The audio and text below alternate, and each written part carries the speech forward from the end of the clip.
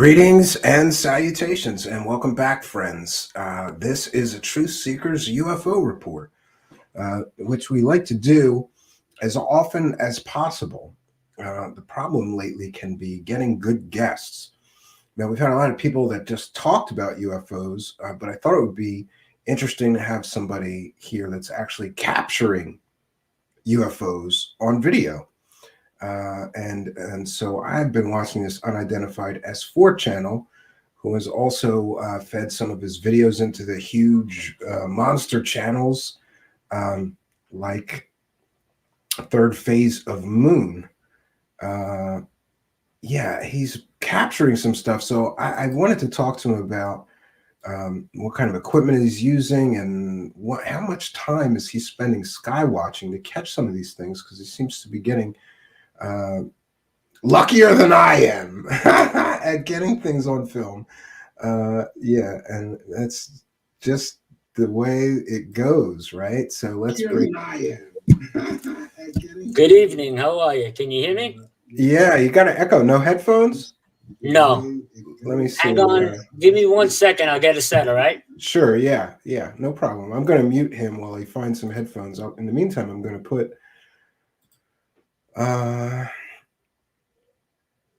yeah, just bear with me.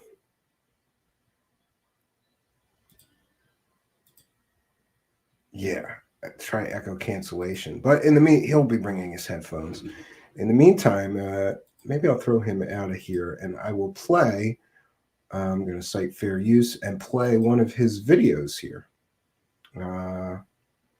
Just bear with me.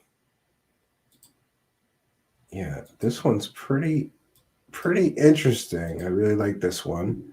And this he clipped from where Third Phase of Moon played it. We've got the UFO sightings that you've been waiting for, and our emails are piling up. Our Facebook, Twitter, people are submitting the phenomenon. Look at that. That is pretty freaky. Looks like a door cam video. So here almost. We go again. A ring camera captures something on camera. Could this be the infamous TR3B? Well, this is questions that we need answers to, and I want to thank Anthony Esemplare. He has a YouTube channel called the Unidentified S4, and he's allowed us permission to share this with you, and we're grateful for other YouTubers reaching out to Third Phase of Moon to get down to the bottom of this mystery. And also, this video came from Kevin Barrett, and we're appreciating Kevin for getting this footage out so people could see this. The TR3B is a mystery out there. We've been bringing this phenomenon to you for over a decade. We've had photographs and videos submitted to us from across the country. I believe the TR3B is built by us. Okay, I guess that's enough. Anthony, welcome to the show. He's got his tech support staff standing by. We're trying to get it sorted out there, friends. Interesting video. Definitely interesting video. In the meantime, I'm going to do some shout outs here. 1 second. Let me go as far back into the live chat as I can. So we want to shout out to welcome in the show, The Urban Way. Andy Gambino is here. Moody Mongol is here. Dorothy Hawkins is here. The Sixth Sense is here. Jimmy Jin is here. Andy Gambino is here. Lee Guy, Matt Taylor, Madam Two Swords. Let's see, who else do we have here? Rebecca Turner. Shout out to Rebecca. Walt Corbin is here. Shout out to Walt. Spooky is, of course, always here. Mike Gematria is here. Welcome to the show. Single Wide Samurai is here. Heiko Sajura is here. Great to see you there, Heiko. Plan D is here. Skywatch Explorer is here. Space Exposure is here. That girl Jessica, Imperator Samnium is here. Moody Mongol, Archaic Revival. Good to see you back. Marco, good to see you. Ivan Freely, Tim Elf, Out of Mind is here. Shout out to Out of Mind. Isaac Kennedy is here. Mike Jones is here. Annie Kurtz is here. F Graph 72 is here. Marco is here. Shout out to Marco and Annie Kurtz as well. Toady UK is here and mentions, I'm here in the UK right now, this moment, watching you, and I see this clip. Amazing stuff. Yeah, hopefully we'll get to talk to Anthony about it. I think he's still trying to work out a pair of headphones or some kind of tech issue there. So we apologize for the delay in getting to the conversation. This is a live show. It happens warts and all, and these things happen, right?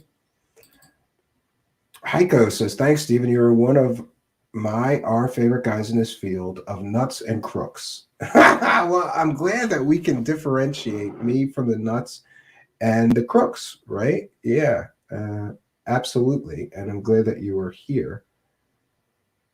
M. Yeckersley, shout out to M. Yeckersley, and shout out to Pix as well. Yeah, cheers from Bulgaria. I'm always happy to see all these different people from all around the world, right? It's always good to see people from all around the world coming here to celebrate this thing that we do here. And like I said, this is a live show, warts and all. So if you're just joining us, our guest Anthony from Unidentified S4, we're waiting for him to fix the tech echoing issues. I think we got it though, because I can put on echo. Well, we did have echo cancellation on, so maybe that won't help. So we're waiting for Anthony to join us back again. Yes, Imperior. Somnium says, longtime viewer. Well, good to see you there. And Isaac Kennedy is here from Australia. Earthling Unlimited is here. Shout out to Earthling Unlimited. Says, Glastonbury calling. Good to see you. Oh, Skywatch Explorer says, a friend of Anthony's watching from the UK. Well, you are most welcome here. Good to see you here. Oh, no. All right. Let me give you the invite again, Anthony. I sent it to your Facebook Messenger just now.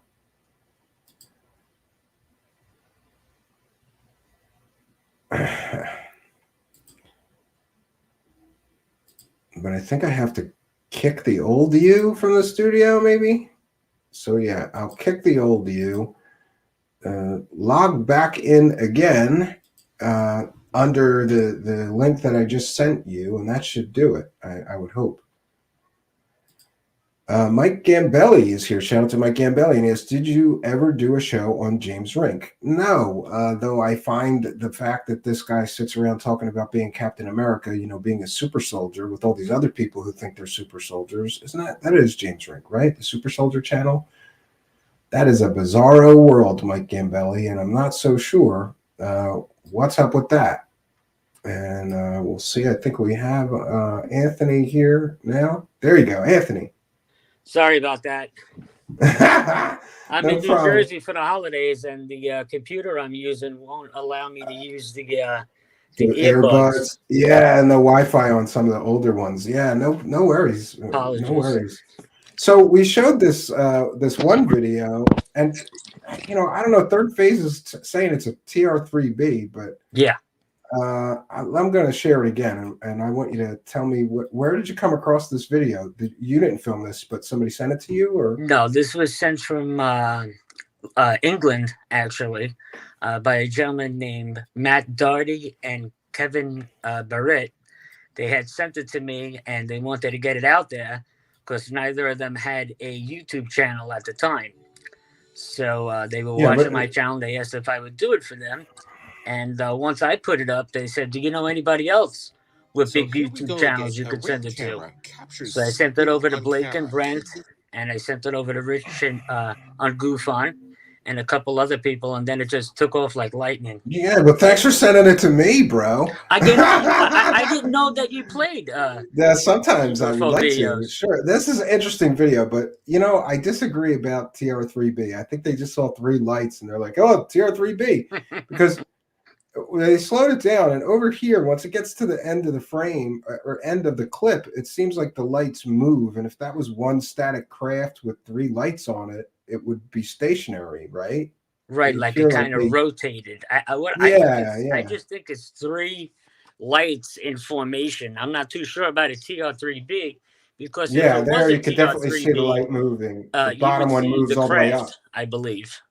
Yeah, you should be able to see it, and it should blot out the sky behind it. I would assume. I don't know, but still interesting footage. What do you think it is? I mean, this could be Japanese lanterns. I don't think it's Japanese lanterns because they usually blow all over the place. They never stay in formation.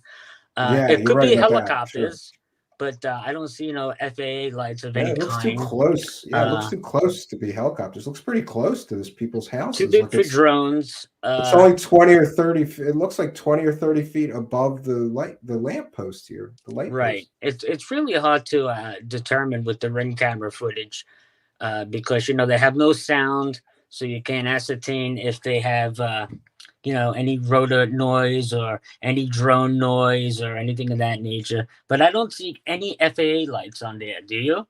No, I don't see the flashing FAA lights, so I would think it wasn't some kind of conventional aircraft at the very least. Right. I You know? captured something very similar not too long ago on my channel.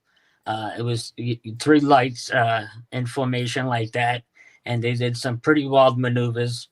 It was also on third phase of the moon. Most of the crafts that are up there usually do travel in threes like that. I've been noticing that quite a bit. Last night, That's I pretty put an interesting. episode up with the same thing. Oh yeah, we could see if we could share that. You have captured some, I guess, UFO footage, right? Tons. And how do you get so lucky? Because I tried and I don't see very much. Well, Maybe. when I had my regular camera, when I had my regular Canon camera, I wasn't so lucky. And then I upgraded to the Psionics, the color night vision. And you can see things with the color night vision that you can't see with your regular eyes. Don't forget, your eyes only see so far into a spectrum. So how can I explain it to you? No, yeah, it's just like a night vision. Yeah. Right. If this highlighter was your eye length, you're only seeing the tip. You know what I mean? So the psionics help you to see into a different field. Yeah, and here's you doing some sky watching and capturing some things. Yeah, this was last night. It was freezing. It was about 26 degrees out. I was up for about 7 hours. You're out there freezing, looking for the aliens, bro. I want the truth. I want the truth. How did you get started in this rabbit hole, though? Well, when I was 13 years old, I was an avid dirt bike rider, and I was out in the woods all day into the early evening, and it was about 5 o'clock, wintertime, just started getting dusk, and I had stopped my bike to check for gas, and I just happened to look above me, and I noticed a gigantic craft in the sky. Now, at 13 years old, the first thing you say to yourself is, wow, the military got some pretty cool technology. But the craft looked like glass, like black glass. And I never seen anything like that before. And it made absolutely no sound. I heard a very low hum. And I just stared at it to me, it felt like hours. But it must have been a good, I'd say, 7 to 10 minutes. And then the craft took off at a high rate of speed. And my mind was blown away. I ran home to tell my parents what I just seen, and they're like, "Yeah, you're out of your mind. You seen a UFO? Yeah, right. Okay." And but that sparked my fascination with the subject, and ever since then, it's just been nothing but buying camera after camera, trying to get the best footage. And I fell in love with the subject. Somebody asked you where you grew up at, Annie Kurtz. I grew up in Staten Island, New York. Gotta be New York. Yeah, I was thinking between your terrible New York accent and my terrible Philadelphia accent, people are going to think they're listening to a Rocky movie tonight. Hey, yo, Adrian! I grew up right in that neighborhood, by the way, in Philly, where they filmed. You see all these that. objects right here? There's 3 there also. So this is common on Staten Island to see. Very common. It's definitely weird, right? Didn't Very you capture weird. some stuff though, and it turned out to be those turned out to be geese one time? No, actually, I have geese on here. On this one, yeah. That you could tell what geese are with this camera. So easy, you know. They just the way they fly and everything. So I always try to throw that in because you'll always get those people that are like, oh, it's geese, oh, it's this, it's that. It's birds, it's balloons, yeah. Theoretically, look, man, I don't know. When I say UFO, I mean the actual definition of the word. You don't mean unidentified aliens. Flying object. To me, it's unidentified. I'm not saying it's aliens. I'm just saying to me it's unidentified. Yeah, and there's this other one here where it's like pulsating, this UFO. Right. That object, normally I keep a laptop outside with me. I have radar going so I could tell the flight, FAA flights, SpaceX, where their satellites are, the satellite locations. Oh, that's good. So you can eliminate all the normal stuff. Right, I eliminate all the possibilities. At first, I thought maybe it was the ISS, but the ISS at that time was down on the other side of the world by Australia. So I have no idea what that object was, but I just stood on it. Yeah, what if they are aliens, though? You think it's a good idea shining a laser beam at them? I'm just asking. Yeah, I want to imagine if you're an alien, right? Imagine if you're an alien and you're visiting Earth and you're trying to pilot your spaceship in some, planet you've never been to, and there's this guy, this J.O. from Staten Island shooting laser pointers at you. It was the worst that could happen. What's the worst that could happen? A real bright one that you got. Early? Yeah, maybe you get anally probed, bro. You better watch it. But that looks like a pretty bright one that you got. I have one, but it's not that bright. That's crazy bright. Beautiful. And then not too long ago, I was on the beach, and the same night SpaceX rocket went off a couple months ago, and an hour after, I captured something that was just unbelievable. Big orange light in the sky. Had no idea what it was. And this is the flock. This is the flock of geese right here, right? That's the flock of geese. Yeah. I mean, you can clearly tell the difference. Yeah, and they normally have like a V formation sometimes, these flocks of geese. Right, and then the geese are never in a perfect V formation, I noticed. They always have one straight line and one line that's a little cocked, or they're always breaking formation. But this is the season for migration to go down south, so. Sure, yeah. So it's good, though, that you're like actively eliminating possibilities, because I know too many people that make videos like this, and they kind of swear everything they see is aliens. And, I think it's important to separate the terrestrial stuff, because I'm not interested in any of that. I'm not interested in balloons. I'm not really interested in drones, if I'm sure they're drones. And I'm not interested in Japanese lanterns, balloons, any of that, satellites, Saturn, misidentified stars, or even sometimes at my cabin, it's so high up that even a regular star sometimes can fool you. Oh, absolutely. Yeah. I was just up there by Lake Monroe, and it's absolutely beautiful, the night sky. I mean, I couldn't believe what it looked like up there. Yeah, now here you got two. This is one's a plane. Okay. This one going to the left is not. Yeah, it looked like there was two of those objects earlier in the film. I must have missed it, but this one right here was not on any FAA flight chart. This one I would like to see. Do you have kids? I do. I have a son. He's in the next room. My kids have these balloons that have a little LED in them that flash. You ever see those? Of course. This is the first thing I thought when I saw this, that maybe somebody blew one up with helium and let it go, and that's what you're looking at here? You see the steady pattern that it's on? Yeah, that doesn't look like a balloon flight path. They're more erratic. The wind last night had to be about 35 to 40 knots. It was very, very windy. I'm sure you can hear it on the camera at times. Blinking Liar wants to know. He says, I wonder how the geese feel about being lasered. Yeah, that's another thing. Could you imagine you're just a goose and you're trying to fly south? All of a sudden, like, yo, what the hell, dude? But what I was trying to do was cause You're a like reaction. blind. You're turning geese blind, bro. That's a powerful laser. You could be hitting them in their eyeballs. Well, hopefully I didn't hurt any animals doing it, but it's for science. You know, I was trying to see if the laser would make them scatter. Yeah. Because I'm hitting the other objects, and if they don't scatter and the geese scatter, well, then I could, kind of tell the difference when I use the laser. You know what I mean? Yeah, and you're also sharing some cool videos. I love this this flying craft that you. Can you tell me a little more about this? I'm going to share it here. Okay. This is the Jetson 1 personal air vehicle. Unbelievable vehicle. The reason that I'm so interested in this is because I'm telling you the truth. I was going to build something like this, and I got as far as building the thing you sit in. And then where I got stuck is I don't know enough about motors and propellers and everything. So like buying a bunch of toy drone motors isn't going to get you off the ground if you're sitting in this thing. But this guy manages to do this. It's amazing. Yeah. Hey, Wilcox can probably help you fix that. Yeah, he's going to be the father of anti-gravity. Yeah, okay. I would be impressed even if Wilcox produced something like this, and he's not going to produce even something How like he this. didn't come up with something by now is mind-boggling. Something so simple to do. Yeah, he says it's simple. It's so simple, but if it was so simple, everybody would already have a hovercraft and a free energy device.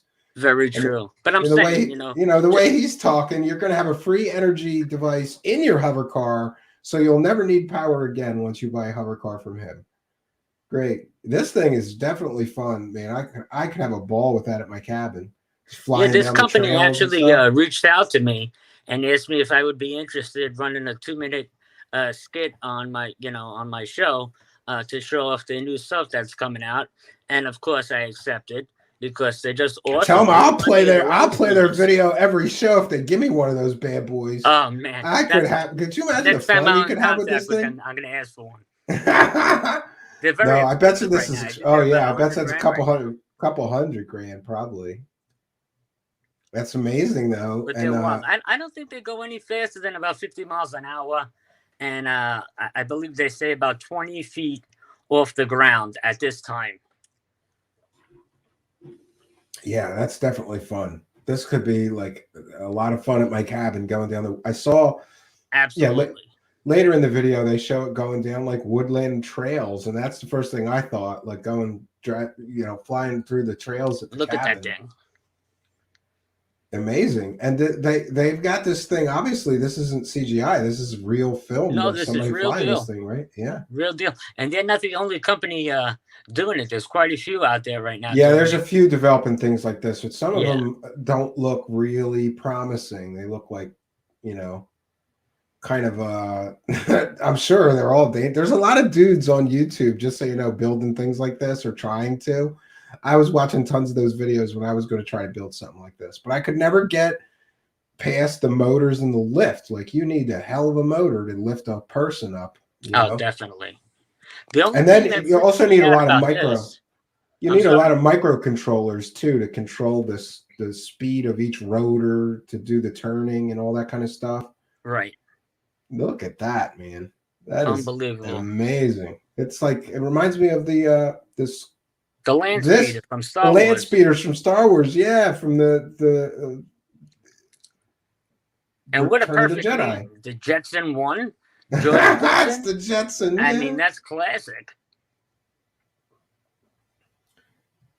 Yeah. The only thing that freaks me out about this craft is, God forbid, one of those propellers came loose and went flying. There's no shielding on there. Yeah, they should have a canopy or something to protect you. Maybe a guard around the propellers. I'm sure they're going to work out the kinks as they move along. Well, they could easily put some kind of a saucer-shaped, very easily facade over this thing, and you could really freak some people out. Very easily. It looks like this would be tons of fun, though. And it's actually pretty quiet too. Look at that land. That's just how it lands. It just drops right in there. Interesting. Unbelievable, right? Yeah, that It's, is it's definitely cool. it's amazing how far the technology has come in the past 30 years. Really is. Yeah, I couldn't imagine. I remember when I was a kid, like I was begging my dad for like a remote control airplane or a remote control helicopter. Those were like rich boy toys back then. You couldn't get Right. a remote control plane or helicopter for any kind of reasonable price. Now, I could buy my 5-year-old a drone for like $30, and he Right. could fly it around the house. It's amazing. I Yeah. remember I remember asking my dad for a dirt bike when I was 13, and they were like $3,000 back then. And he was like, "You better get straight A's, or that thing's getting cut in half with a chainsaw. You fail anything, that kind of money." Yeah, I don't know. My dad was cheap. He did everything. If it's like if he could, it would be flea market stuff. But he always tried to overcompensate. Like yeah, like I know you wanted a brand new bike, but I got you 3 junky bikes from the flea market and some spray paint. Like all right, we'll fix it up. I'll help you fix it up. That's how my dad was. Or like busted computers. I want I want a real computer, Dad. No. You'll learn more. Here, we'll get you these broken ones. And you can try to figure out why it's broken. Try to get it working. I'm like, first of all, it's from 1975, and I don't care if I get it working. But yeah, it's Well, funny. that's your thing, right? You're a computer guy, right? Yeah, well, I guess I was before COVID. Most of my business used to be fixing people's computers in house at your door service. In other words, instead of taking your laptop somewhere, they would just call my company and I would go and fix it right there and give them an invoice. But because of COVID, nobody wants me anywhere near them, Terrible. So here we So are. many businesses went Yeah, down they due to all COVID. went. It's so sad. They all went in the trash. But honestly, it was good that happened because I started my company to be a technology company so that I could develop computers and computer products and software. And then you quickly figure out that that's a long roadmap to get to profitability doing that stuff. So I kind of fell into, well, I'm great with fixing computers. I'll just fix everybody, And then it turned into I wasn't doing anything but, and there's only so many laptop screens you can replace before you're sick of doing that every day, So I'm kind of back to tinkering now and trying to get a product to sell, and that's going good. It's just like I said, it's a slow road to some kind of profitability. So, but I'm glad though because this COVID nightmare gave me an opportunity to start the show and work on this because you have a channel. It takes everything and more to try to develop that channel. That's right. I only started. It's not even a year yet. I had this channel up, and I've been very blessed. Thank God. A lot of people have taken to Yeah, it. you got more subs than me, bastard. Yeah, right. Look at that. Like I don't know. I don't know how many subs I have or anything, but I mean, I think I have 3,700, but you're at like 4,700. I got probably like 1,000 more than you. Yeah. Yeah, people love UFO footage. Yeah, you're right about that. I thought about putting a lot of UFO footage on my channel, but I just decided against it because I'm not sure that there's a lot of value in some of the stuff if you can't prove what it is, But you're right, it's still mysterious and still people like to watch it. It's like something that's just like that 3 lights video. What the hell is that? It's just cool. Who knows what it is? Who knows what it is? It's a UFO. That's what it is. It's an unidentified flying object. Yeah, and I guess I don't understand the other people saying UAP all the time now. To me, it's always. I will never say UAP.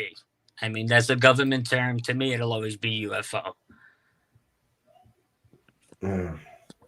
What about you? Yeah, I just grew up with UFO. What's wrong with that term? What's wrong with that term is right. Yeah, I don't know why, but they came up with this whole new term, and you're right. It's the government that uses that term UAP. Like they want to differentiate. The government changes the nomenclature on things like they change toilet paper. They just don't want the public to know what they're talking about, so they're constantly changing it, Yeah, did you see that new program? And it's got a big, long acronym. And I thought the same thing somebody else tweeted, like, just what the UFO community needs, another acronym.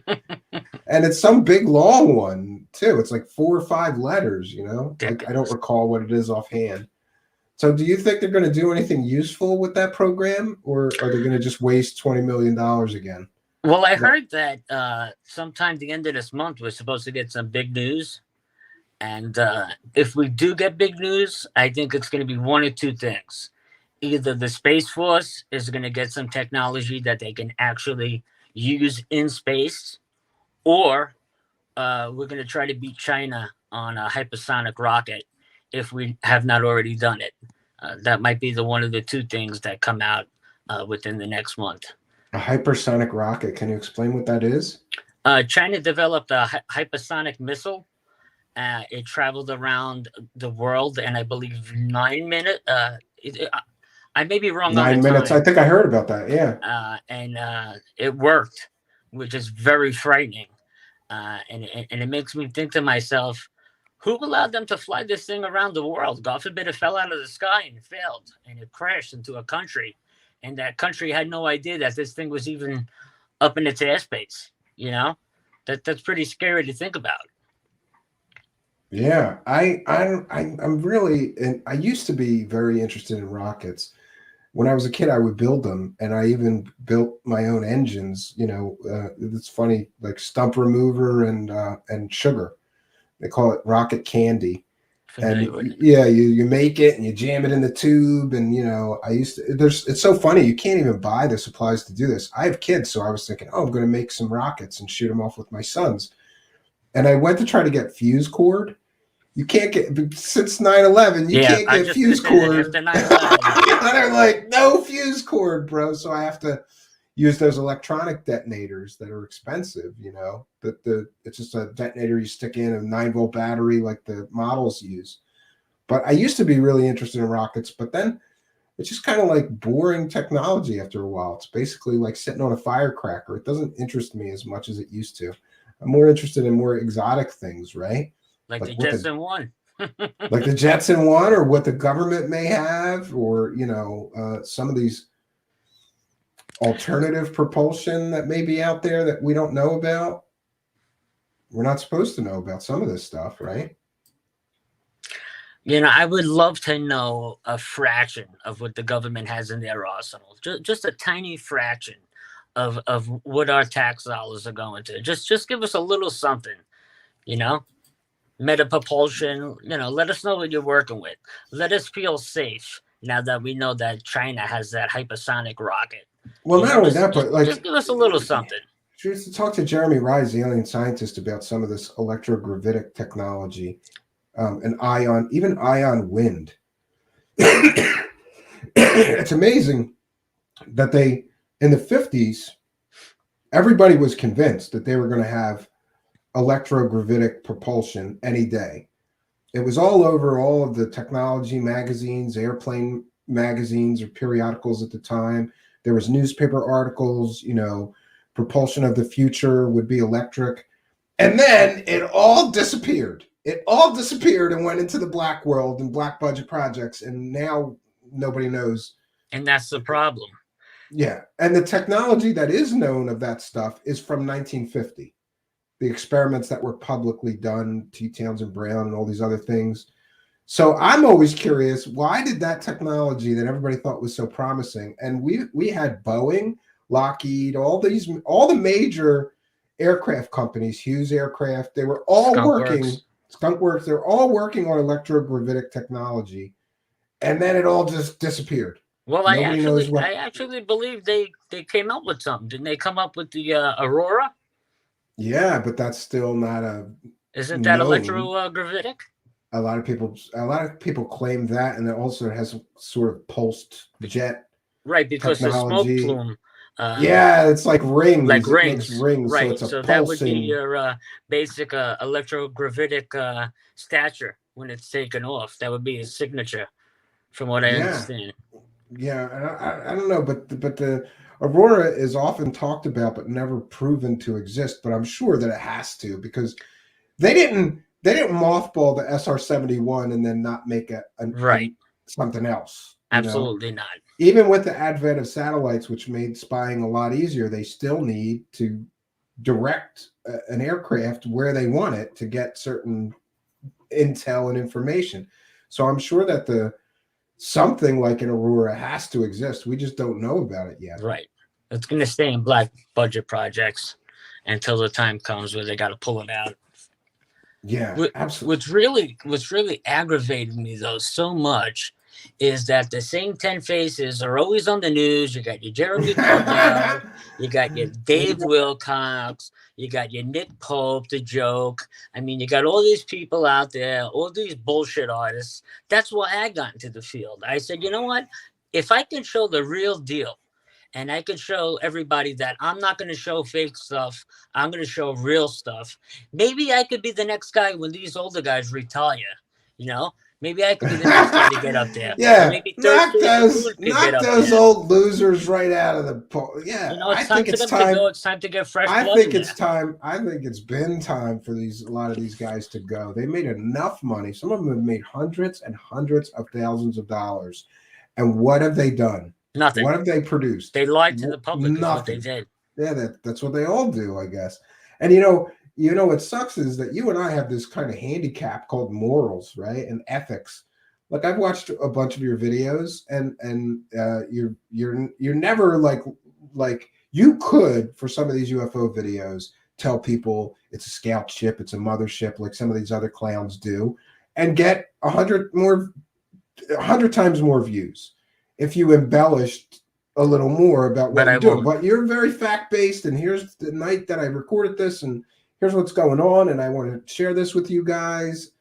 And that's it. It's not like a hyped up bunch of, it's not a hyped up bunch of nonsense. And see, that's a handicap though, because these guys that are willing to just lie through their teeth are the ones making 100 times more money than either of us.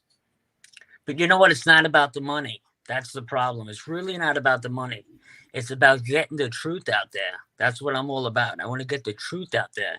I want to open the eyes to the world and say, this is what it is. We really do have other beings living on other planets. This is real. You know what I mean? I want to figure that out. I want to bring that to the world. Yeah, so we have somebody asking for you to expand on real stuff instead of the malarkey. I think people are probably sick of me. It's like I beat a dead horse here. These people already know that it's funny though. Sometimes I'm like, God damn it, David Wilcock, he just made another 4-hour video and I got to listen to all 4 hours of it. Why? So I could go to my show and tell people who already know he's a liar that he's a liar again or still. It's kind of ridiculous. Somebody they should just sue him and get it over with. He's clearly committing fraud. So, yeah, nobody sued him. I've long thought that he's got to be connected to the government somehow, and they're letting him go with these scams because they like him spreading this alien garbage. I mean, after all, the latest is that there's a secret space war and what is it? Reptilians and Greys want to eat us. Yeah. There's meat wagons. They're us up and bathing in our flesh meat. Meat soup they're bathing in. It's so crazy, right? It is. It's crazy that he has a huge following, though. Look at the extent some of these lies go to, though. Look at what's his name that cut his fingers off. Phil Schneider. Yeah, Phil Schneider. Look at the extent that he went to tell a story, a bullshit story. Good story. He would have made more money selling comic books. But I mean, you cut your fingers off to say you had an alien war. The minute he said there was, but we don't know that he cut his fingers off down there, and all this we don't know that he cut his fingers off. We don't know that he cut his fingers off just to tell the story, or that he cut his fingers off for whatever reason, and then years later thought, well, this would be a good. It was like his super duper prover maneuver. Right. He would tell the story, and he would hold his hand back. He wouldn't show his hand. And then when he got to the part of the story about the battle with the aliens, he would say that the aliens shot him with an energy weapon and melted his fingers off and hold up his, fingerless and thumbless hand. Yeah, the claw. They waved their hand in front of the alien. I'm telling you, you can hear it in one of his videos. There's audible gasps from the audience when he did that. Yeah, of course. It was like, here's the super duper prover maneuver, And how many people bought tickets to those shows? How much money did that guy make? Yeah, and the funny thing is like I said, these conference organizers are in on it. They're in on it. They're in on it. They know. This people who book Nick Pope. They know that he lied and he never ran any UFO program, but he puts butts in the seats. No, he was a glorified secretary, wasn't he? Yeah. But people want to hear him talk about aliens, so they give him a job. I mean, imagine that. That dude must be making bank. $50 for a 4-minute Skype session, right? $50? Yeah, for a 4-minute Skype. You can ask him a question. One question. $50. I may just do that and record and ask him why he's a phony. I'll go halves. I'll give you 25. He gives you a recording, so yeah, I don't know. He blocked me because I asked some questions, and I asked the questions respectfully, like, Yeah, and Jolly blocked me too. She's another one. Yeah, and people are sending me all kinds of stuff about that, and all I can say is my defense is, I was kind of right where I'm at now, like just all bitter and jaded. Too much of this stuff is all fake, and I don't care about this anymore. And then this story comes along, and everybody's talking about it, so I go, all right, let's look into this one. But I knew how it was going to turn out. Now we all did. Kicked the can 5 more. What does she say now? It's 2027. There's going to be some solar event. Right. And people are saying that she's starting a doomsday cult. I don't know if that's true. It is what it is. They started the Blue Chicken cult. That Corey Good was a bullshit artist. So why not Anjali start something? It's all bullshit. It's all BS. That's what it comes down to. Because if you really knew that there was aliens in a cave, I don't care who you are, you would be there tomorrow showing the world. I know. You wouldn't wait 3 years. I couldn't wait 3. I couldn't wait 3 days. I couldn't wait 3 days. I could not wait 3 days. I'd be I would be able to sleep. Yeah. It's amazing though that like this, there seems to be these cycles, right? Of like, oh no, a lot's going on. And just like you said earlier, no offense, but you said earlier, people always say this, there's big news dropping soon. In UFOs, it's always, this field goal is right within reach, and we're going to get this big drop soon, and then it comes and it's always a letdown. Yeah. And then people come up with these new things that say, Corbell was pushing, oh no, there's going to be a super clear. Remember, we heard there's going to be HD government videos that are super clear. We never get them. Never get them. People are hyping that up. I'd love to see some HD. I'm still waiting to see Elizondo's 23-minute long video. I wouldn't hold your breath, though. Not going to happen. Yeah. First of all, the military has the best technology in the world. And you're telling me that they get the potato cameras, yeah. Yeah, really. We get these. The cameras I'm using they get better footage than what the military showing us. So it's all crap. Yeah, Lee Guy says UFO drop high noon. Monetize your curiosity. Yeah, and honestly, some of that Jeremy Corbell footage to me was pretty laughable. Yours is more compelling. A lot of it is out of focus airplanes. What is this? Storming the Russell. Rich Giordano from Goofon does it the best. I crack up every time. They're storming the Russell. Yeah. Some guy. Lord Ludicrous Clad said that Corbell was on TMZ yesterday, and they called him a UFO expert. I seen it. I almost fell out of my chair. He's an expert. Yeah. Right. I don't know. Talking trash about that guy never gets old. But the guy doesn't even wear socks when he's doing his videos. He looks like a sandal hippie guy to me. The guy's sockless through half the thing. Oh, that's gross. Crazy. Yeah, and hi to Trans Kari, who's over in the Twitch chat, probably by herself. Poor Twitch. Twitch isn't doing good. What can I say? I want to remind people you can search for Truthseekers on Odyssey now, though, and we're figuring out how we're going to be live streaming to Odyssey soon as well. And that girl, Jessica, says it was garbage. I think referring to Corbell's footage. I mean, what gets me is that when he gets this pyramid video that gets clearly shown to be nothing out of the ordinary, that the light signature matches with FAA lights. 100%. 100%. He doesn't come out and say anything. He just lets it ride and talks about this new drop video that he's going to have. And I also want to know, how is Jeremy Corbell getting videos that the government owns? Can I sign up? That's he's selling He's selling monetized views on videos that he claims he's getting from the government. Why does he get them and not me? I wonder if Jeremy Corbell is hooked up with some black budget program and he's telling them that, hey, look, if I put this footage on YouTube and we got a couple million hits, we're going to make a lot of money that can go in to get funding that the government's not going to trace. And that's probably how he's getting his footage. I wouldn't put it past him. I just think it's not fair. How is he able to legally sell on he's making money with monetized views on his YouTube channel of footage that he claims is from the United States government. So it belongs to taxpayers. That's right. To me, he shouldn't have a right to make money off of that. I own that. You own that. We all own that. That's right.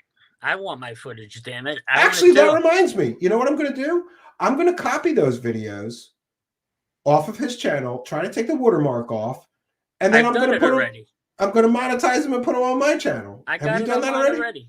Oh, yeah. Well, see, then that's fair. If he can make money off of that, all of us should. Why not? Who was he? He don't own it. It's government property. We all pay taxes. I like this idea. Yeah. Yeah.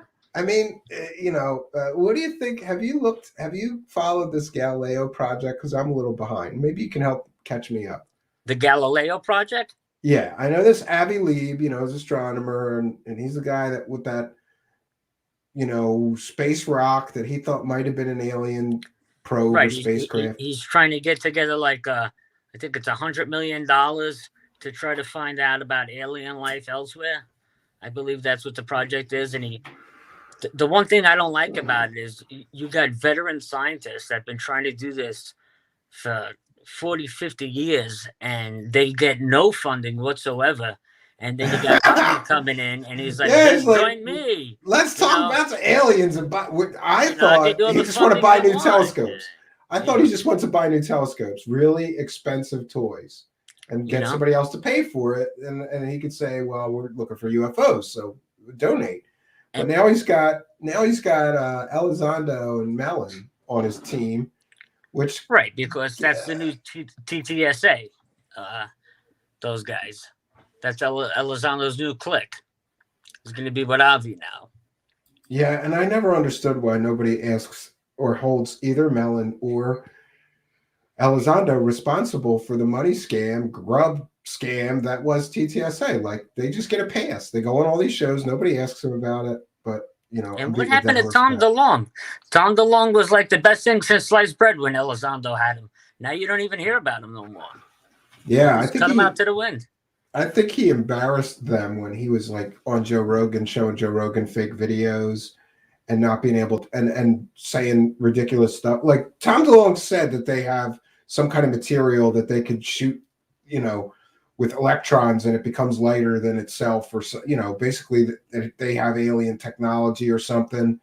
And then we never see it. We hear stories, but we never see it. They had that whole warehouse that was going to be for storing these alien crashed materials.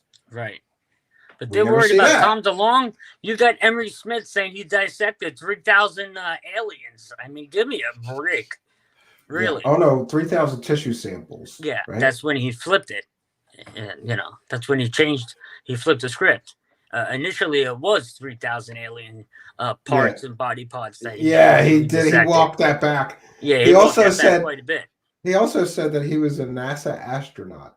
Right. And his girlfriend said he was a piece of garbage. Mm-hmm. And most recently, he said that he was a disabled vet, which is a new claim that I've not heard from him before.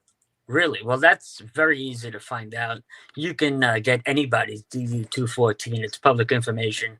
It's like $50. You can find out anybody's classification in the military.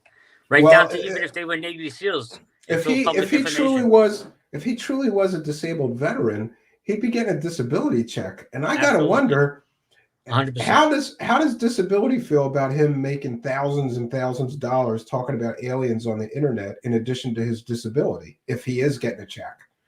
Because if you're getting a disability check, you can't just go, well, I'm too disabled to work, but I'm going to work on the internet and sell alien bullshit stories for thousands of dollars. Very true. Yeah, I highly doubt it, because if he's getting any kind of disability, even like Social Security or anything like that. Once they find out there's some kind of major income coming in, they cut you right off. Yeah, that's the way they work. Yeah. I know a PI he worked for insurance companies, and that was part of what he did. Is he went around like stalking people, taking pictures of them, working construction when they were supposed to be disabled with a bad back and stuff like that. It happens. People double dip. They have a whole division allotted to that. All they do is sit outside your home and take pictures all day long. Mike Gambelli says, "Take the money and run." That's how I feel this whole thing is.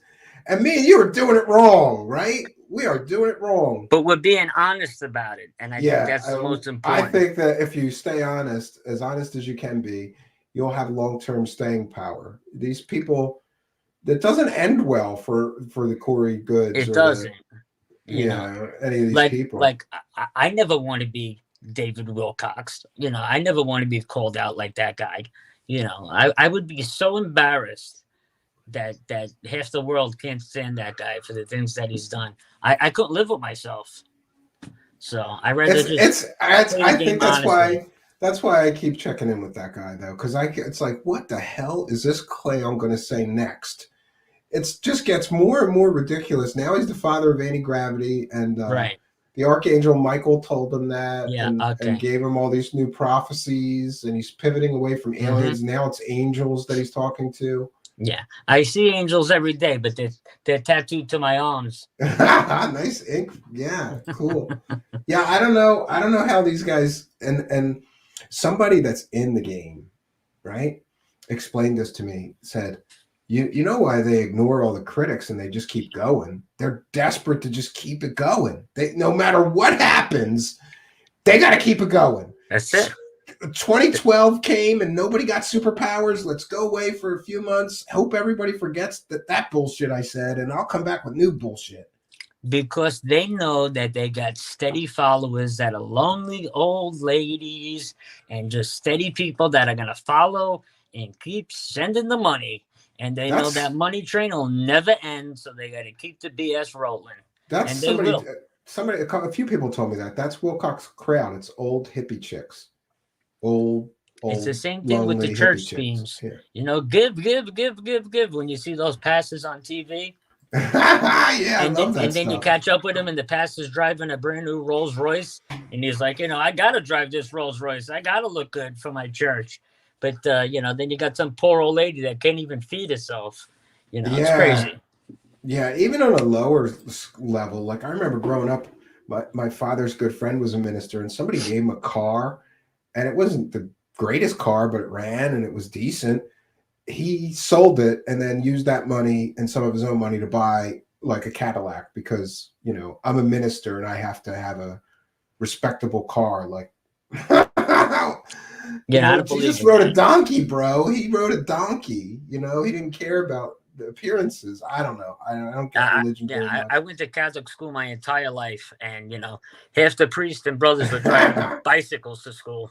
Yeah, me too. I went to Catholic school. We must have had a similar torturing. My knuckles still hurt. Yeah, those nuns used to smack the crap out of us, man. That's how it was when I grew up. If it wasn't the yardstick, it was an eraser, Yeah, so this back to this Galileo project. I'm predicting a big nothing burger from that. I don't know. I don't know. Avi's got a lot of back. He's got a lot of people backing him right now. A lot of money rolling in. Yeah, and people are saying he's just looking for publicity to sell his books. That 100%. I mean, who isn't looking for something in the end? The guy's writing a book. Of course, he's looking for as much publicity as he's going to get. Every podcast you see him on, he's got to be the center of attention, because the more attention that he gets, the better it looks for him, or so he thinks. But I mean, he's been babbling on about Oumuamua for the longest time. The thing was just a space rock. It wasn't a UFO. It was just a chunk of debris. I'm still on the fence about that. I don't know. Yeah, some of that stuff is like it's a little compelling. I think I want to believe that it was more than that. Though. Well, we all want to believe that it was an unidentified craft. But if they got close to Earth, don't you think they would have given us some kind of signal? Yeah, and he's the only well-known or major astronomer that thought that. Everybody else said no, it's a space rock. It's because the Harvard title that makes him credible. If it was Jeremy Corbell saying Oumuamua was a spacecraft from 100 million years ago passing the Earth, people would have been like, this guy's a quack. Because it's somebody with the Harvard title before his name, well, this guy could be credible, and that's the way that works. That's the scam that Puthoff and those guys used to do. They formed that thing and they called it the Stanford Research Institute, even though it had nothing to do with Stanford University. Right. They just named it that so that it would sound credible.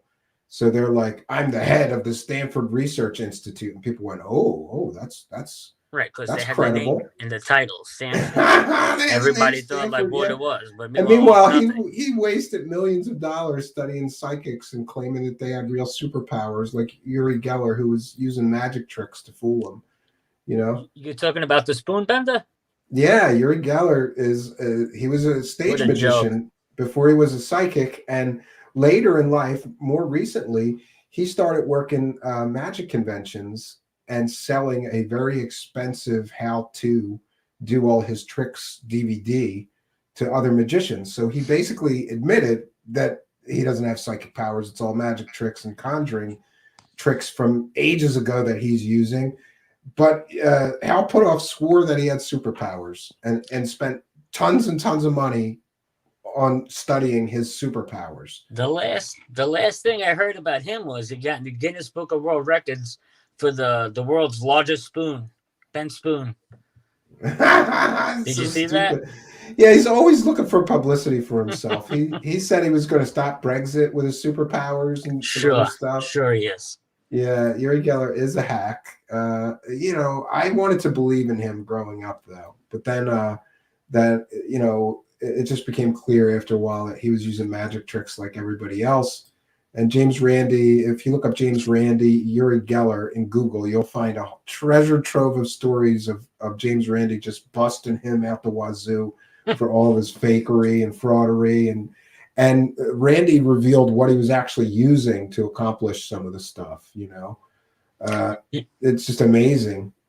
But back to ufology, what I can't seem to wrap my head around is why is CNN and Fox and all these major networks putting all these phonies on? Why does Gaia, everybody on Gaia TV is a If phony. They're on Gaia, they're fake. I mean, why are people flocking to that? I can't wrap my head around it.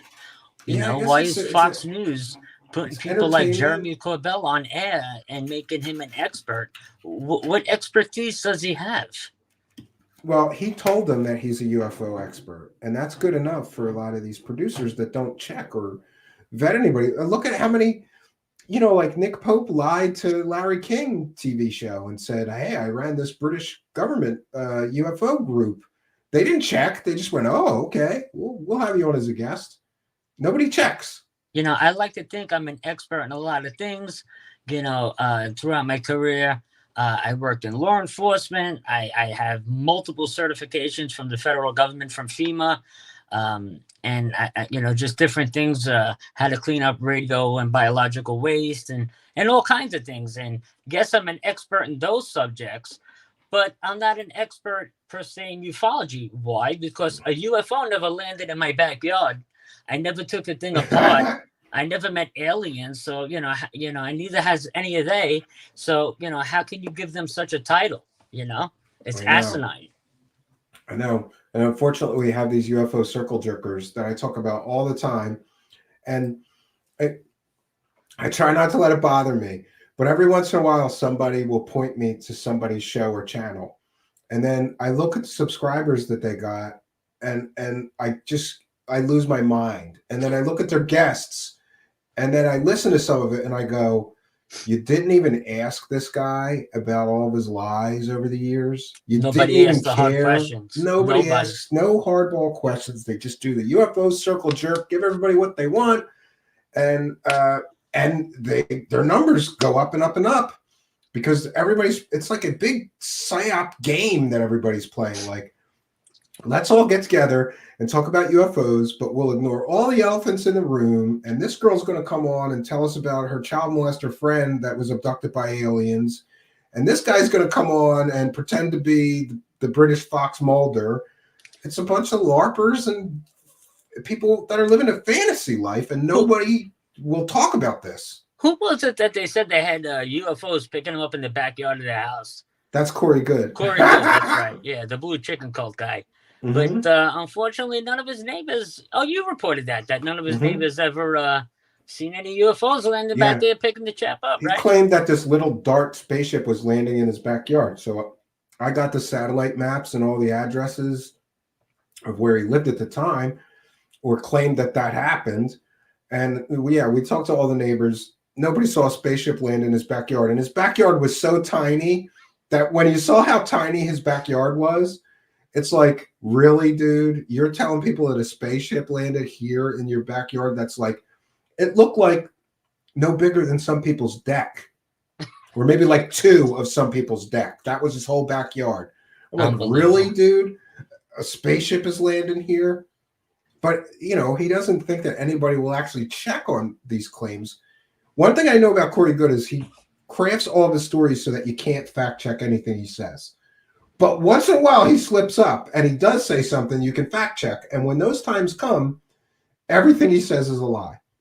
You know, he was pulling this scam for a while, claiming the FBI was involved, you know, because he's getting cyber stalked and harassed. And really, it was people saying this guy's a wackadoo. His stories are fake.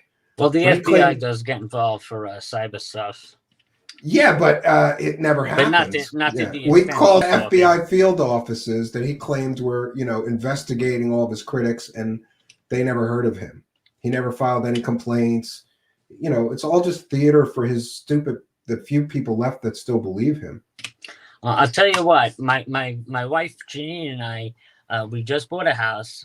We're moving in February. Well, congratulations, bro. Thank you very much. And I told her we have a fully finished basement. So right now I'm in a condo, so it's kind of hard to do things in there. But since I got the fully finished basement, I'm turning that into a full studio, and I'm going to start doing podcasts myself every now and again. And I'm going to ask the hard questions. I'm going to get just what I need, more competition. I'm against this plan. No. I'm not saying to take any food off anybody. No, good for you. Go for it, bro. I got to tell you, because I want to ask these people the questions that nobody else is asking. I'm going to go in there. I'm going to start off all nice and hey, yeah, blah blah blah blah blah. And you might be able to get away with it. Before people knew about me, they didn't know that I would ask them hard questions. So I got a few people that agreed to an interview and kind of regretted it when they realized, like, uh-oh. But I'm going to tell you what, they're going to think they're going to be talking just to me, and then the hard questions are going to come out, and holy shit, where did Stephen Cambion come from? And where did Rich from Goofon come? I thought it was a one-on-one conversation. You know, yeah, and we can see, we can see some examples of what happens to some of these guys when they do get forced to answer a question from somebody like me. They lose their shit. It's so funny. Yeah. I love it. I got to find more show hosts that have an open mind, because I've asked 10 different show hosts, like, look, just ask I see he's going to be on your show. Just ask him this one question for me, please. They give me excuses and they do the circle jerk. They won't even ask one question from me, these cowards. Right, because some people are afraid they'll never get them back on their show again. But why would you want somebody like that back on your show again? You know, the guy is lying or making up his stories. It has no value. So the whole purpose is to get these bullshit artists out of the field. I would just burn all the liars to the ground, and who cares? Burn all those bridges. Don't let them be here anymore. They've made enough money lying to people, selling fake garbage, you know? Well, I give you a ton of credit, Stephen. I mean, you are I call you the ufology detective, man. You go out there, you investigate, man, and you tear people apart. I love it. We have a good time, though, but somebody's got to do this. Somebody's got to do the dirty work, man. And you do it very well. Yeah, well, I guess I just see through deception too easily, though. I used to not. Amazingly, I was like shocked when I started looking into some of these guys, because I thought Well, he said he was an astronaut. He wouldn't say that if he wasn't a real astronaut. That would be a crazy thing to do. Yeah, you And gotta then, have nerve to call yourself an astronaut. And then you look it up because there's a list of all astronauts that have ever been. It's public. It's and you public go, knowledge. Gee, he's not on the list. I can't believe this guy just lied about something that big, Yeah, but they do. And then when you catch him in the lie, he's like, "Yeah, I got thrown out day 3, but I was still an astronaut for 3 days." No, they sealed my records because I was working on classified space shuttle missions. Right? No, but nobody's records get sealed. That's all bullshit. Yeah. It's classified. Yeah. Okay. So I want to know, like, how you're capturing a lot of strange things. Like, if you go to film, like, let's say you went out to film tonight for 4 hours, would you for sure get something or not? I have no idea. Really? I get satellites all night long. But I mean, I'm outside for 10 to 14 hours sometimes filming. I got cameras set up sometimes all night long. Sometimes I go through 70, 80 hours worth of footage just to get one thing. All right. Well, I feel better now then, because I thought you were just. It's not that I thought you were Stephen Greer in these things. Like, no. Come in aliens, and then you get your camera out and they're there. Vector them into my over my home. No, it's not like that at all. Sometimes I go out for a week at a time and I don't see anything at all. And sometimes I make it. I feel better now then. Yeah, no, it's nothing like that at all. Yeah, and I hope you'll keep us on the list. If you get some good footage, you can send it to me. Now that I know, absolutely. Yeah, we'll play 100%. It. I want to do a little more of that, but I'm leery of that because you see some guys that put something on their channel and they're even honest. They're like, I don't know, I'm not sure what this is, but isn't this weird? And then like months later, you find out what it is, and everybody attacks the guy. Like, it's a strange situation. Like, My personal footage is the footage with the night vision psionics camera. Other footage that's on my channel, a lot is sent in, but I have to scrutinize it. I have to put it through filters. I have to make CGI and editing because I try my damnedest not to put anything fake on my channel. I just don't believe in it. Yeah, and some channels have been built on fake stuff and they don't care, which is unfortunate. People love it. People love it, yeah. Yeah. Look at the guy that hoaxed the TR-3B on the aircraft carrier on the History Channel. Oh, yeah. That guy got millions of views, right? Millions of views. And that guy, I mean, I couldn't believe the History Channel didn't pick up that the guy actually put that was CGI. And nobody picked up on that. And the History Channel still put it up. And they rectified it a few months later. Yeah, but by that time they've already gotten the clicks and the views. They already got the views. They already got the money. Yeah, so who cares if it's fake? It's kind of like this alien autopsy hoax. By the time that got outed as totally fake, that dude made millions and millions of dollars. So he didn't care. He was like, "Yeah, it's fake." Thanks for the money, suckers. It's fake, thanks, sucker. Yeah. Now the guy's cashing in again. Or did you hear he sold an NFT of one frame of that he claimed was from the real original one for $1 million or something? Really? Amazing. Yeah. I'll tell you, now I got my son involved every night. Dad, we're going out. We're going to film. He loves it. He's hooked. He loves the subject. My son could care less. He's like, how old is your son? 5. The one that would care. Okay, so he's still young. My guy's 17, so now he's out there. He wants to play. I started having kids way too late. I should have started really early, and then I'd be done already. They're killing me. You're home for Thanksgiving. It's been snack bitch all day, bro. All day. Like, I want some cookies. Getting the cookies as soon as you sit down. The other one's like, "Can I have some chips, Dad?" Then I gotta get up, sit down, and get the juice. Yeah. Well, can we have a drink? Yeah. Those days are over, thank God. Oh, for me, anyway. My wife gets mad at me. Sometimes I just put out a trough. I just put out a buffet. Like, don't bug me. There's crackers, cookies, chips. Daddy's pretzels. Working. Everything's here that you need. Don't call me. Don't call me unless you're bleeding. Yeah. I joke with my wife. I'm like, I don't care if they play with knives as long as you're quiet. She worries sometimes. I seen the photo of your cabin. It's beautiful, man. You did a great job. Yeah. I'm still working on it. I got so much to do. I got to try to hurry up before the snow comes. I got a little bit of cement work in the back to do and a little more insulating to do. But the good news is that middle room, I don't even need a fire in there anymore. I just need a little electric heater, and it heats the whole room because it's so well insulated. It's What like do you got in there? Wood burning stove? Yeah, I have two. I have a wood burning stove in the living room. That's like a potbelly wood burning stove, and then I have a kitchen stove with an oven. That's a wood stove.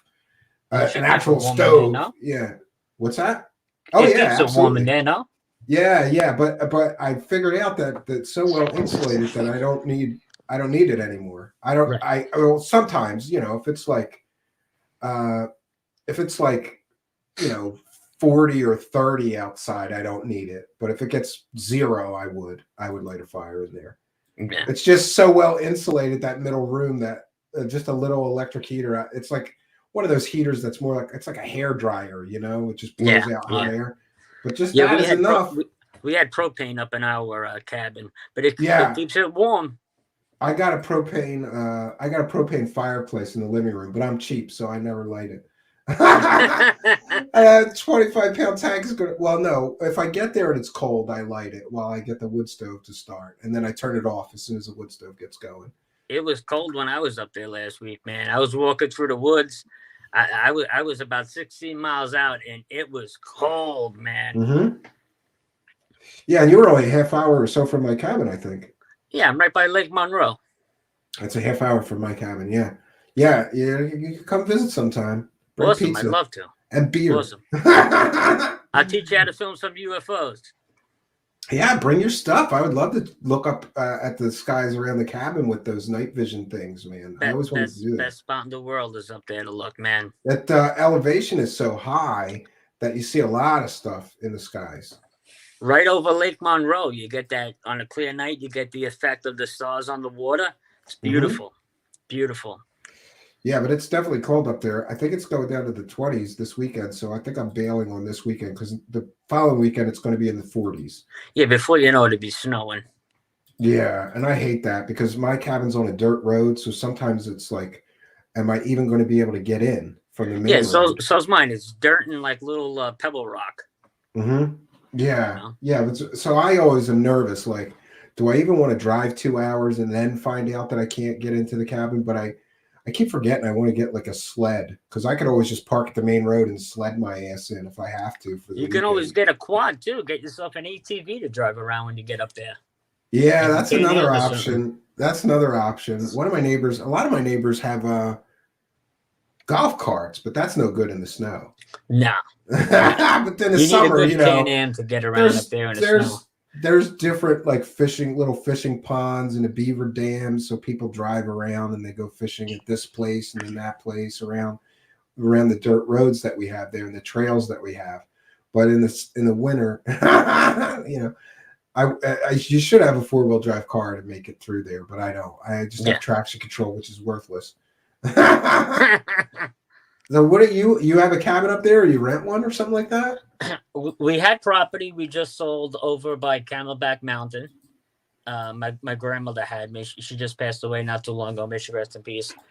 She had about 3 acres that we just sold, and we got rid of that. And now I'm looking at new property up there, but we Airbnb it. Oh, that's a good way to do it, though. You make pretty good money. For 4 nights, you get about $600. Yeah, that's pretty good. I was interested in buying another plot of land somewhere near my cabin and doing a new cabin that's just for that, because people come in from New York, they're more than willing to spend $150 a night for like especially if it was something cool like a log cabin, Sure, especially something like yours. Yeah, they're paying for the novelty of it. Right. Well, real men build their wood their logs. They don't buy them like bitches. Yeah, it's funny. Bitches have them built. I've been going on that thing for 3 years, and I still got another. I got to get a second wind because I got to build one more room out the back. That's going to be like a bedroom because I feel bad. My wife's in there in the kitchen room, and it's got a pull-out couch, but it's just too tight with all the kids and all this stuff, and nobody likes the sleeping loft. So I'm going to build a bedroom out the back and a front porch and finish the sunroom, and then that whole cabin will be done. Yeah. And it can't come too soon because that thing was like a 10,000 piece puzzle. You know, somebody's asking me if I caught a fish there. Yeah, there's a fishing pond right near the cabin, and there's 3 lakes within a 10-minute drive from the cabin. So go fishing as much as I By can. me, Lake Monroe's loaded. Loaded Yeah. with fish. Loaded. Yeah, is that a public lake though, or is that a private lake? It's a private lake, but they're all public entrances. But you need a permit. You need a permit just for the lake, or a fishing permit To fish. You need a permit to fish. Just fishing lake. Yeah. Okay. Yeah, I don't know. I go to the state parks near the cabin. Like my cabin doesn't have a lot of land, but there's tons of state parks and state hunting lands all around the cabin. So if you want to go hiking or whatever, you know. How far are you from Camelback Mountain? Yeah, I don't know. I wouldn't know offhand. It's close though, I think. I'd have to like. Yeah, if you're by me, you're not too far from me, so you're not too far from it. Yeah, I think it's a half hour or something. Yeah, about like a half hour. If you know, there's that place, Kalahari. It's like a water resort. I'm right by that. Yeah. 42 minutes away from Camelback Mountain. Actually, that's closer to my house than it is to the cabin almost. Or no, it's just, you know, it's more south than I am. Okay. Yeah, my cabin's right in I don't know, Mount Pocono is probably the place that everybody knows. Near the Tobyhanna, it's near the Tobyhanna military base as well. So there's all this military land that nobody uses. People hunt on. Really? And yeah. It's just there's just lakes and like. I love the way that you situated the logs on your cabin. You did them the opposite way instead of long ways. Yeah, well, there's a reason that I did that is because I'm building that whole place by myself. Right. And to build a cabin that big with logs, you need machinery. You need lifts and winches and everything else. Yeah. They weigh a ton. Absolutely. Oh, I almost just doxed myself, so let me get that out. I almost doxed myself showing a map because I was going to show you just like the overhead of there's so many of these. There's so many. This is right around my cabin. So look at all the lakes and everything. Yeah. It's just there's lakes and there's also streams and just like by me, lake streams everywhere. It's just everywhere. Yeah. Within a 20-minute drive of my cabin is just all these different lakes. It's just everywhere. So yeah, I finally got a fishing license this year. I didn't used to have a fish. I never had time, but this year I was like, no, I'm getting a fishing license. What did they hit you for? Would they hit you for $50? I don't know. It was like 30 or 35 with the trout stamp, and I just got the trout stamp because there's trout in one of the lakes nearby that they stock with trout. So I knew that would be like, worth the extra couple of dollars. It's so stupid. You need a license to catch fish. Oh, and this other fish, you have to pay us extra. Yeah, it's better than the $300 ticket from the game warden. I know. And the reason that I get it is because they watch. They look at people at the state park, and if you don't have a license, they take your rods. Yeah. And they give you a big ticket too. So it's kind of stupid. But then I heard, at least in my local municipality, if you pay, they let you off the hook. Like you'll go to court and they'll say, buy a license, and you buy the license, and then they go, get out of here. Don't fish without one. But it's like a couple $100, and then there were some foreigners that were fishing with nets. The game wardens got them. You can't. I think that's illegal. Yeah, you can't fish with nets. They nets. were pulling in like 80 fish. And the game warden's like, what are you doing, bro? Where's your rods? We don't have rods. We're using nets. You can't use nets to fish in a state, Pulling in 100 fish at a clip. They busted those guys. Yeah. Yeah. And, what I will say is if somebody's truly hungry, I would never begrudge them a fish. You can take as many as you want, But I don't know why they were fishing with nets. But yeah, well, back to UFOs. So, what are your plans for the future? You're gonna move in your new house, and then you're gonna start a studio and do like a live stream show. Yeah, maybe once or twice a week, I'll do a live stream like a podcast, and try to get some guests that everybody wants to have outed and ask the hard questions, and I'm going to answer those Good questions. luck. Oh, good I luck. don't care if they You never know what you come could back on do? my You could channel go. again. You know what you could do? You could get them in, and then you could go, I have a special guest that would like to ask you a question. And then I'll That's show what I'm up. saying. Hey, it's Oh, man. Oh, man. Get him, Steve. Oh, this stuff is so funny. You know, some of this. By the some of way, these guys- Dave, Steve Campion has been trying to get you for 10 years, so I'm just going to let you have 15 minutes with him real quick. You know. Good luck. I don't think he goes on any show unless you have 1 million subs, you know. Really? That guy. Yeah, I mean, I don't know. He was on Edge of Wonder, which had like 100,000, I think, or something crazy. And then this Mike Adams has a huge following. So Elizondo goes on if you have like 300 subscribers, I noticed. only if you're going to do the circle jerk. I know at least 3 or 4 guys. He won't go on goof on. Listen, He won't go on my show. If you get him on your channel, what's he going to do? Hang up on you and leave you hanging and look like an idiot? No, he'll just never come. He'll answer the questions and he'll never come back on again. Yeah, in my case, he'll never come on. I asked him 10 times, and I think that's funny where he says he'll go on any show.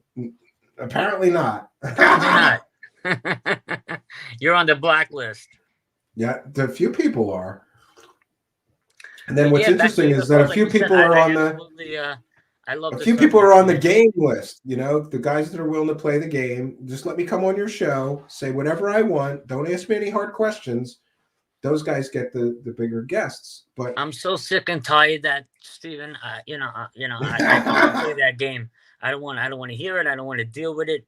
Either come on the show and ask the questions that everybody wants, to have answered, or don't come on the show. Yeah, I'm okay with it. What I decided, if anybody's afraid of questions or afraid to come here, it's their loss, because I do a pretty good interview. If people are, interested in what somebody has to say, I research all the guests. I really try hard to try to put on a good show. These guys that won't or don't want to come on, they have a reason, because I'm not fitting in with their agenda of whatever garbage they're selling. Right. And I don't think it's too much to ask. Like I said, some of these people are they live in a delusional fantasy land where it's like, oh, cover your ears when somebody says that these people are liars, even if they are, because we don't want to hear it. We like their stories about aliens. Tommy T's asking what happened to the Edge of Wonder dummies.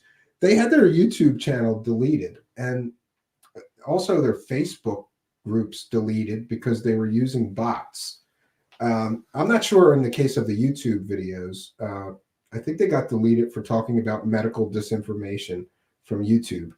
And now they're, I don't know where they are. But if you're not on YouTube, you're nowhere.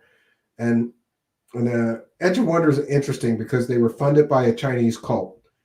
And these guys pretended to be independent YouTube creators. And they started their show with like 10 cameras, super high production quality. So I knew something wasn't right. They had serious backing. Yeah. And now they've gone away. And God knows what a Chinese cult would be doing, paying people to start a channel to talk about UFOs. But that's what happened. It's very odd. It's the strange, crazy world that we live in. Sure is. Is there any of the UFO guys that you do like and think are credible left, though? Any of the UFO people that I do like? Well, I mean, I like mainstream or just anybody in general? Yeah, let's start there. Let's start with the mainstream people. No, not really, to be honest with you. Kate Schneider's here. Not really. Okay, how about some of the more underground people? The underground people, I happen to like the Cousins brothers very much. Really? Your channel. I find that we all flock to each other, which is really cool, But everybody else, Stanton Freeman, may he rest in peace. He was a really awesome ufologist. I miss him, especially when I got a big scoop, because I used to call him up when I found some really good nugget of information that nobody knew and talk to him about it. And he would always be like, I'm all ears, kid. What do you got? That's awesome. I wish I would have got to, Yeah. But definitely Stanton and Dr. J. Allen Hynek, I would have loved to have spoken to back in the me day. too. Yeah, absolutely. But other than those two guys, I mean, I don't think anybody out there today can hold a candle to them, to be honest with you. I mean, mainstream wise, you know what I mean? Yeah, it's interesting the cultural differences because it was a different time back then. And coming off of World War II, people really trusted the government. So they had a real battle to convince people that no, the government can't be trusted. They lie to us all the time. Back then, people were more patriotic and believed that the government really, really could be trusted. Now, I don't think anybody trusts the government at all anymore. It's unfortunately, just going downhill. I happen to trust the people that are boots on the ground. And my good friend, I don't know if he's still in the chat room, my friend Mick from the UK, Skywatch Explorer. He's out in the field all day. He camps out, man, in the wilderness in England. He's out there all the time filming. We're constantly throwing things back and forth to each other. He's got a great channel, Skywatch Explorer. Yeah, and I love the fact that he's out there in the field doing the work. And that's what it's all about. Sense is sharing your YouTube channel where everybody can find, or sharing your Twitter, but also just put Unidentified S4 in the search bar. I'm a terrible show host. I'll do that now, and I'll put the link to your YouTube channel in the description of this video. Yeah, it's the same name for everything. Twitter, Instagram, YouTube, Facebook. It's all Unidentified S4. That's interesting. What are your thoughts on Bob Lazar? You use that S4 thing. That's kind of UFO mythology, right? The S4 base is where they work on the aliens. Originally, it was just Unidentified, but you couldn't find the channel for the life of me on YouTube. Nobody could find it because how many Unidentified are out there. So then I said, you know what? S4 is pretty popular. Let me add S4. That's nostalgic to ufology. So I added the S4, and that helped out quite a bit. But I would love for the S4 facility to be real. As far as Bob Lazar goes, when I was young in the 90s, I thought the guy was the best thing since sliced bread. I thought when he came out with the story with the sports model, and he took George Knapp out there and a couple friends. And on Wednesday nights, I think it was Tuesdays and Wednesdays and Thursdays or whatever it was. And those UFOs flew over the exact times and days that he said they were. I mean, I was enamored by the guy. I thought it was awesome. And then as time went by, I mean, his story never never deferred from his story. But, when he brought Jeremy Corbell on board, and I don't know, he put a bad taste in my mouth after a while. You know what I mean? But then when they discovered Element 115, then I said to myself, wow, maybe this guy really is credible again. How would he know that was going to end up on the periodic table of elements all these years later, So that was a vindication. Yeah, I thought that too, until I learned that element was predicted and even on the elemental table for 20 years in books on chemistry from the 1970s forward. So it was kind of like they knew eventually they're gonna crack it and get it. So he could have knew that back then. And I mean, the only thing that I like about the guy is he built rocket cars. I mean, I think that was awesome about Bob Lazar. But the whole story, I just can't swallow it in good faith, unfortunately. Yeah, it looks like Bob Lazar did his last big cash in, getting a big book deal from Tom DeLonge. And nobody's heard from him since. And every time you see Bob Lazar, he's like, I made no money off this. I make no money off that. Yeah, okay. That guy, he did how many movies? He's making money. I don't want to know nothing. I love the YouTube monetization. They keep saying limited. Apparently, you and I are limited because our content was identified as not suitable for most advertisers. Just putting that out there. Oh, they put the yellow dollar sign. Yeah. It's like, you're not even done the show yet. How do you know it's not? What did we talk about that was so controversial that most advertisers would, I think they just have blackballed this whole topic. You can't. We talked about Lou Elizondo and Jeremy Corbell. That's what it is. Yeah, they're giving us the truth tax. You got to be so careful with YouTube today, unfortunately. You can't make any money if you're telling people the truth, you know. But meanwhile, all these liars, they're making a fortune. Yeah, I thought it was funny too.